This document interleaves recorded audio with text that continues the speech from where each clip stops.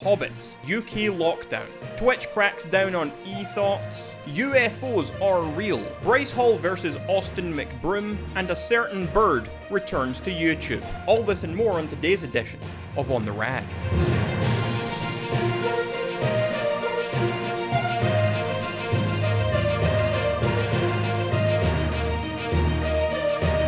Hello and welcome back to On The Rag. I'm your host, Rag Reynolds, the man who is always on the rag. Let's jump right into the news. On May 17th, we saw people of all sorts across the world banding together to celebrate International Day against homophobia, biphobia, interphobia, and transphobia. Obviously, Ida Hobbit is the one day a year where discrimination and hatred against these aforementioned groups is frowned upon in society. As such, on May 17th, these marginalised groups across the world were able to rest easy for a whole 24 hours. Meanwhile, the horrible bigots among us were left frantically staring at their watches, counting down the seconds until the day was over. It was reported that a grand total of 0 hate crimes were committed against anyone who was gay, bi, intersex, or transphobic on this day. Hate crimes against Mexicans, Muslims, and some other groups, however, were said to have increased tenfold. In some COVID-related news, after a year-long game of hide-and-seek being played against the mysterious COVID-19 virus, this past week the people of Britain finally got up the courage to leave their homes and visit their local bars and restaurants. This newfound burst of courage came after a new gadget was unveiled that was subsequently stocked on supermarket shelves across the country. These COVID goggles have special technology built into the lenses. They seek out any traces of the COVID-19 virus and highlight it in bright yellow. Scientists have been pleasantly surprised to find that the virus actually wears Reebok and not Nikes, and hence it does not run very fast at all. Now that the general populace of the UK have the ability to see the virus and avoid it as they're walking down the street, they have begun to grow comfortable in avoiding it. I myself have already drunk enough wine this past week to kill a family of elephants. And now I'm going to pass you off to everyone's second favourite frog, Kermit the Frog. Hello and welcome back to Advice with Kermit, the segment where I, Kermit the Frog, answer your burning life dilemmas. Dear Kermit, I caught my 11-year-old sister abusing my dog. I got out of school earlier than usual. When I walked through the front door, I saw her with the family dog in his little doggy cage, but she was at the top of the stairs and throwing him down in the cage. It was so heartbreaking and disturbing to see. The poor dog was clearly in pain, whimpering. When she saw that I caught her red-handed, it was, awkward. I don't know if there was anything either of us could do in the moment. Obviously, I went to the dog at the bottom and I wanted to yell at her. Clearly, she needs some help, but I'm just confused. What the hell should I do? Should I tell her parents? She's always loved dogs too, so this is especially terrifying. Isn't abusing animals a serial killer trait? Any advice would be amazing. Thank you for your message. The way I see it, you have two options. The first is that you could get a cage and lock your sister in the cage instead of locking the dog in the cage. As for the second option, trade your dog for a cat. And that's it for today's segment, folks. Remember, if you have a query for me, be sure to leave it in those comments down below. And I'll see you all next time. Bye-bye! Insanely popular Twitch streamer and modest e-girl Amaranth has had her monetization suspended indefinitely from Twitch after Twitch decided that they will no longer allow clothing on their platform. In a shocking statement from the management over at Twitch, they made clear that for too long, users on their platform have had to put up with seeing half-naked women paddle around in hot tubs. On some internet websites, this may be deemed acceptable, but on Twitch, it only seems to distract people from the games. In the name of justice for all of the simps out there, Twitch have now said that any e-girl streamers must now show all of their skin or none at all. They have even gone as far as to offer Twitch-branded burqas for purchase. We caught up with one of Amaranth's self-confessed simps earlier today for a phone interview. Here is that interview.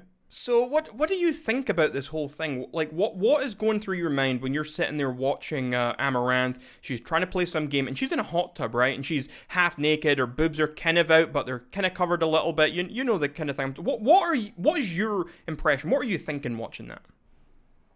You know, I'm not really the biggest fan of that, if I'm being honest. If anything, I find it to be a little bit of a distraction.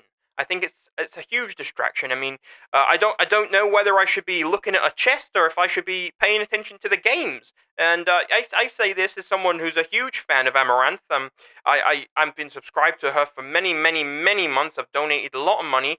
But I sometimes do get a little bit confused, and everyone's ogling her, and no one's really paying attention on what really matters, which is the games on Twitch. And so, yeah, that's kind of where I'm at. And so what do you think then about this decision by Twitch to clamp down on this and to decide that, okay, hey, you either need to show all of your skin, like you need to take off that bra, you need to be entirely naked, or else you need to cover up entirely, show nothing, buy one of our burqas?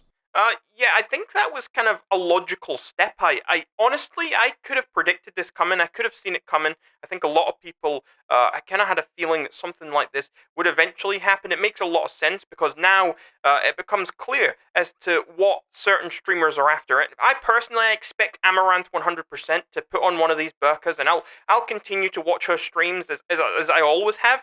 This doesn't change anything for me. In fact, I'll have a whole new level of respect for her if she can actually put on a burqa and she can sit there. Probably going to get really hot under there. She is from Texas after all. Yeah, overall I think that this is probably going to bring some improvements to the platform as a whole.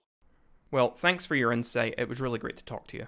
The Pentagon has confirmed the existence of UAPs, or rather what the public usually refers to as UFOs. Many months back, prior to leaving office, then President Donald Trump ordered the Pentagon to put together a report and to issue all of its findings and all of its evidence and information that they had on UFOs to the government within 180 days. Those close to Trump have said that this is his way of getting back at the interdimensional reptilian deep state that has been rumoured for a very long time to be in control of the majority of the world's governments. It has been no secret that for many years Trump has consistently clashed with these people behind the curtain, and now it seems that that curtain may be about to be pulled back. Reports of extraterrestrial beings and sightings worldwide have begun to pick up steam, with various world governments starting to confirm that yes, in fact, these objects and these beings are not of this world. Demi Lovato is standing by in Florida, where just last night many reports came in of a UFO sighting.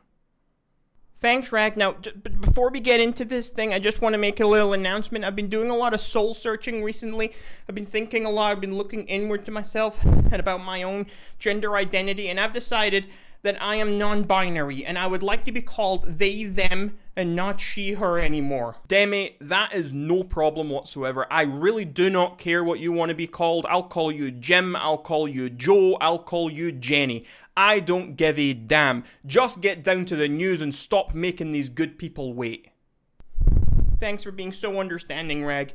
You're the best. Anyway, UFOs. I came down here to Florida last night after the reports of people seeing this UFO off the side of the beach. And at first I didn't see anything. I came down. I decided I would camp out in the beach on the sand overnight.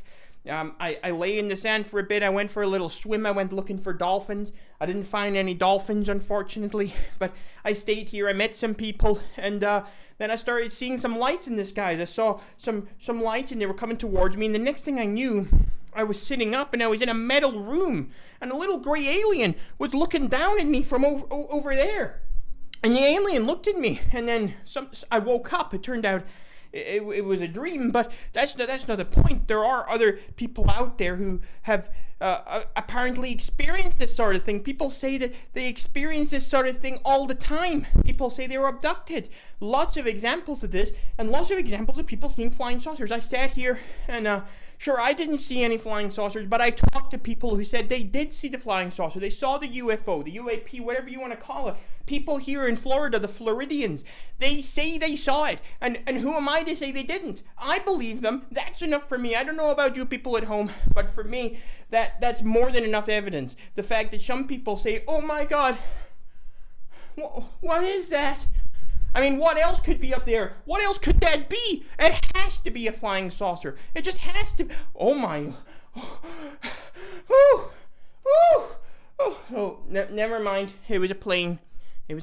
But you get what I'm saying. I believe that there was a flying saucer here. There was a UFO. I believe these people 100%. And that's that. Thanks for that, Demi.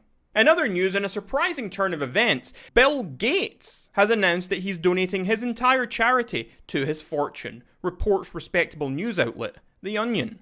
And in YouTube news, disgraced YouTuber John Swan has announced his return to the YouTube pond, warning all of the geese out there to get out of his way. The 19-year-old YouTuber, who made a name for himself covering the likes of Susie Moo and Chris Astley, was driven away from the commentary sphere earlier this year after being exposed for lying about his involvement with a Minecraft sex mod. Minecraft YouTuber Dream, who was the one responsible for exposing John Swan many months ago, has publicly endorsed John Swan's return, and has urged John Swan to learn from his past mistakes and to keep his degenerate video game mods to Roblox. And in world news, the UN, alongside the UK government, has launched an investigation into the death of Prince Philip. Although it was previously reported that the late prince's death was simply down to old age, concerns have been raised regarding the potential involvement of Princess Diana's ghost. As to whether Diana did in fact have some involvement in the prince's death, your guess is almost as good as mine. But you can be sure that we'll keep you updated on this story as it develops. In YouTube vs TikTok news, Bryce Hall this past week destroyed Austin McBroom at a press conference ahead of their June 12th boxing match. After words began to get heated, Bryce rushed McBroom, connecting with a devastating shove to the chest. So devastating that it has apparently left Austin McBroom reconsidering whether or not he will turn up to the fight on June 12th. Why do you think because... After the incident, Bryce Hall was spotted in a local bar celebrating with his friends and family, one of whom told us that spirits were incredibly high, and that Bryce is already looking into replacement opponents in the event that McBroom backs out of the fight due to fear. And that's it, folks. That is the show for today. I hope you enjoyed today's video. If you did, please make sure to leave a like on the video, hit that subscribe button if you're new here, and leave a comment down below. Let me know all of your favourite news stories of this past week, and also any subjects you'd like to see me cover next week. Until next time, my name is Rag Reynolds, and this was On the Rag.